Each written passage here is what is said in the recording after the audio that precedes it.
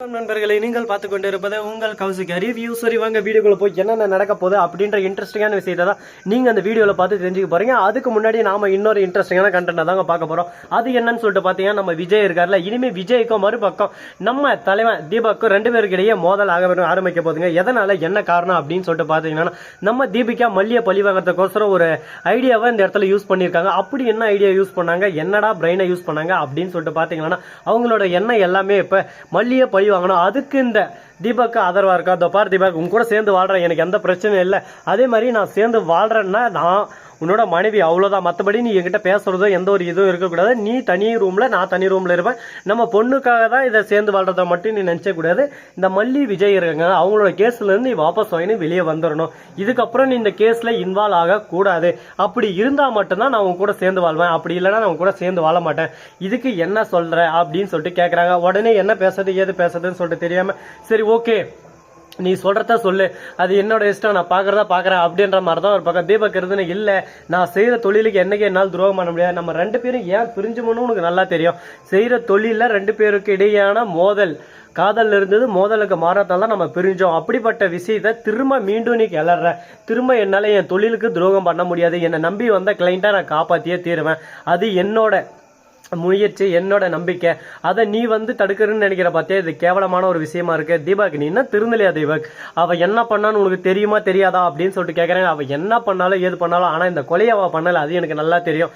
இன்னும் அவ குற்றவாளியா இருந்தா நானே அவளை தண்டிக்கிறதுக்கு எல்லா உதவியும் உனக்கு செய்வான். ஆனால் அவள் குற்றவாளியே இல்லை. அவள் குற்றவாளி இல்லைன்ற விஷயம் எனக்கும் தெரியும். இருந்தாலும் எனக்கு தேவையான ஒரு விஷயம், என் தம்பி வாழ்க்கையை இழந்ததுக்கான முக்கியமான காரணம் அந்த மல்லி. அப்படிப்பட்ட மல்லி நிம்மதியாக இருக்கக்கூடாது, அவள் நிம்மதியாக வாழக்கூடாது. அதுக்கு என்னால் என்னென்ன முடியுமோ எல்லாத்தையும் நான் செய்வேன், நான் உறுதுணையாக இருப்பேன் அப்படின்னு சொல்லிட்டு பேசின்னு இருக்காங்க. இதெல்லாம் கேட்டது என்ன பேசுறது ஏது பேசுறதுன்னு சொல்லிட்டு தெரியாமல், இந்த பக்கம் போனாலும் ஜோனு மலை, இந்த பக்கம் போனாலும் ஜோனு மலை. நான் எந்த பக்கம் தாண்டா போடுறது, எந்த பக்கம் போனாலும் குத்துங்கன்னு குத்துனா நான் ஒன்றுமே பண்ண முடியாதா அப்படின்னு சொல்லிட்டு வேதனையில் கூனி குறி போய் உட்கார்ந்து இருக்காங்க. சரி ஓகே, இதுக்கப்புறம் இந்த கான்செப்டை பத்தி பேசி நம்ம போர் அடிக்க விரும்பக்கூடாது. ஏன்னா இப்படிதான் நடக்கும், இப்படிதான் வரும் அப்படின்னு சொல்லிட்டு நமக்கு முன்கூட்டியே தெரியும். இருந்தாலும் நாம இருந்து என்ன சொல்றோம், பரவாயில்ல பாத்துக்கலாம் அப்படின்ற மாதிரி தான் ஒரு பக்கம் போயின்னு இருக்கு. இதுக்கப்புறம் என்ன பண்ண போறாங்க அப்படின்ற விஷயத்த பொறுத்து இருந்து பார்க்கலாம். சரி, இதெல்லாம் ஒரு பக்கம் போட்டுன்னு சொல்லிட்டு விட்டாலும், அதே சமயத்துல மறுபக்கம் நம்ம தலைவன், அதாவது கதிரேசன் இருக்காருல, அவரு என்ன பண்றாரு அப்படின்னு சொல்லிட்டு பாத்தீங்கன்னா, மனசுக்குள்ள ஒரு பக்கம் குற்ற உணர்ச்சி. ஐயோ சுடரை நாம தான் கொலை பண்ணிட்டோம்லோ, நம்ம அடியால் தான் கொலை பண்ணிட்டோம் அப்படின்னு சொல்லிட்டு அவருக்குள்ள ஒரு குற்ற உணர்ச்சி. அவரால் தான் சுடர் இறந்தாங்க. அது மட்டும் இல்லாம இப்ப விஜய் ஒரு பக்கம் ஜெயில இருக்காரு. ஆனா யாருக்கும் அந்த உண்மை தெரியக்கூடாது. உண்மை தெரிய வந்து அதுக்கப்புறம் நம்மளும் ஒரு பக்கம் அப்படியே ஊஞ்சல்ல ஆட விடுவாங்க. அதுக்கப்புறம் நம்ம வாழ்க்கையை சிக்கல்ல மாட்டேயும், சிக்கல்லையும் எதுலையும் நம்ம மாட்டக்கூடாது. அதுக்கு ஃபர்ஸ்ட் நம்ம என்ன பண்ணணும், எந்த ஒரு விஷயத்துல தலையிடாம நாம உண்டு நம்ம பொழப்புண்டு வேலை உண்டு அப்படின்னு சொல்லிட்டு நம்ம வெளியே பார்த்துன்னு போனா நம்ம கண்டிப்பா எதுலையும் மாட்டோம். அப்படி இல்ல, இதுதான் பண்ண முடியும், இதுதான் நடக்க போகுது அப்படின்னு சொல்லிட்டு நாமளே ஏதோ ஒண்ணு பண்ணிருந்தோம்னா நம்ம வாழ்க்கை அதுக்கப்புறம் ஒண்ணுமே பண்ண முடியாது அப்படின்னு சொல்லிட்டு முன்கூட்டியே புரிஞ்சுக்கிறாரு, தெளிஞ்சுக்கிறாரு.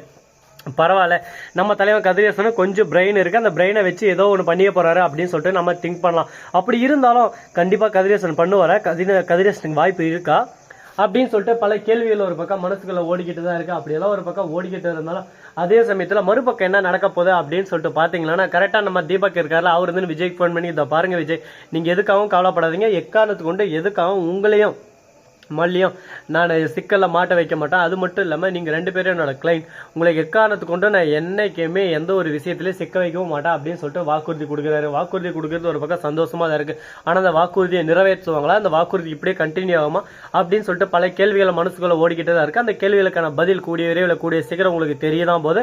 அது மட்டும் இல்லாம நம்ம வெண்பா இருக்காங்களா, அவங்க இருந்து ஒரு பக்கம் எப்படியாவது நம்ம ஸ்கூல்ல போயிட்டு, அதாவது பழைய ஸ்கூல்ல போய் சேரணும் அப்படின்னு சொல்லிட்டு ஒரு ஆசை இருக்கு. ஆனா அதே சமயத்துல இந்த சொத்தை ஆட்டையா பண்ணணும், இந்த சொத்தெல்லாம் அபகரிக்கணும். இந்த சொத்தை எப்படி நான் விட்டு வைக்க முடியும், நான் எதுக்கு விடணும், என்ன காரணத்துக்காக விடணும், இது என்னோட சாம்ராஜ்யம், இதை நான் கையால ஆளணும் அப்படின்னு சொல்லிட்டு ஒரு ஆழ்மை எண்ணத்தோட சுத்திட்டு இருக்காங்க. ஒரு கேடுகட்ட கேவலமான கேரக்டர் யாரா அப்படின்னு சொல்லிட்டு உங்களுக்கே தெரிஞ்சுட்டு இருக்கோம். அது வேற யாரும் இல்லை, நம்ம ராஜேஸ்வரி தாங்க. ராஜேஸ்வரியை பொறுத்த வரைக்கும் இப்ப என்ன அப்படின்னு சொல்லிட்டு பாத்தீங்கன்னா, எப்படியாவது இந்த சொத்தை எல்லாமே சுருட்டணும், இதுக்கு மேல இந்த சொத்தை விடக்கூடாது, திரும்ப திரும்ப இந்த விஜய் அடி மேல அடி வாங்கிக்கிற போதே நம்ம அடிச்சு சுத்திடணும் அப்படின்னு சொல்லிட்டு பிளான் மேல பிளான் போட்டு எல்லாமே எக்ஸிக்யூட் பண்றாங்க. ஆனா எதுவுமே வேலைக்கு ஆகல. அது மட்டும் இல்லாம அந்த ரகு இருக்கிறாருல, அதாவது நம்ம விஜயோட ஃப்ரெண்டு, பார்ட்னர்ஷிப், அவர்கிட்ட ஒரு பக்கம் பேச்சை கொடுக்குறேன், இந்த மாதிரி உனக்கு தேவையான அமௌண்ட்டை நான் கொடுத்துட்றேன், எனக்கு தேவையானது ஒன்னே ஒன்று தான், அந்த பத்திரம் அவனோட கையெழுத்து, அது மட்டும் எனக்கு கிடைச்சா போதும், அதை வச்சு நான் என்ன வேணாலும் பண்ணலாம் அப்படின்னு சொல்லிட்டு சொல்லிருக்காங்க. ஹலோ மேடம், என்னென்ன செப்ப ஃப்ரெண்டு, ஏதோ டெம்பரரி ஃப்ரெண்டு அப்படின்னு சொல்லிட்டு நினைச்சிங்களா? நான் மாசான ஃப்ரெண்டு, நான் எப்பவும் என் நண்பனுக்கு துரோகம் பண்ண மாட்டேன் அப்படின்னு சொல்லிட்டு சொல்லியிருக்காங்க. இதை கேட்டதும் இதெல்லாம் நம்புற மாதிரியே இருக்கு, ஏதோ நீ சொல்ற ஓகே, ஆனால் இதெல்லாம் நம்புற மாதிரி இல்லையே, நம்பிக்கை தான் வாழ்க்கை அப்படின்னு சொல்லிட்டு பல பேர் சொல்லுவாங்க. அது போல தாங்க நடந்துருக்கு. ஆனால் இப்போ ஒரு பக்கம் ஒரு புது விஷயம் நடந்திருக்கு. ஏன்னா ஒரு பக்கம் எல்லாரும் இந்த கட்சி தான் ஜெயிக்கணும், இந்த கட்சி தான் வரணும் அப்படின்னு சொல்லிட்டு ரொம்பவே ஒரு பக்கம் எதிர்பார்ப்போட இருந்தாங்க. அந்த எதிர்பார்ப்பெல்லாம் தாண்டி இந்த கட்சி வருமா அப்படின்னு சொல்லிட்டு ஒரு பல கேள்விகள் ஒரு பக்கம் போயிட்டு இருந்தால், அந்த கேள்விகளுக்கு மத்தியில் அந்த கட்சி வந்து இப்போ முன்னிலையில் வச்சுட்டு இருக்கு.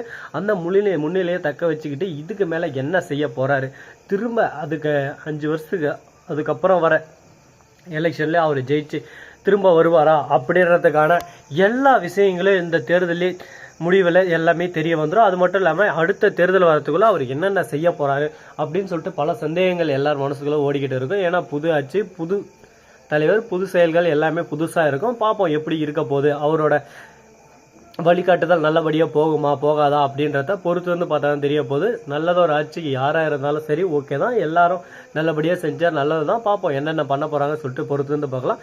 இந்த வீடியோ உங்களுக்கு பிடிச்சிருந்தா லைக் பண்ணுங்கள், கமெண்ட் பண்ணுங்கள், ஷேர் பண்ணுங்கள், டிண்டிங் பெல்லை தட்டி விட்டு போங்க. அப்போ தான் நான் போகிற அடுத்தடுத்த வீடியோ உங்களுக்கு உடனுக்குடன் நோட்டிஃபிகேஷன் வந்து கொண்டே இருக்கும். மிக்க நன்றி, தேங்க்ஸ் ஃபார் வாட்சிங், டாடா, see you, நன்றி, வணக்கம், வந்தனம், வருக தருக.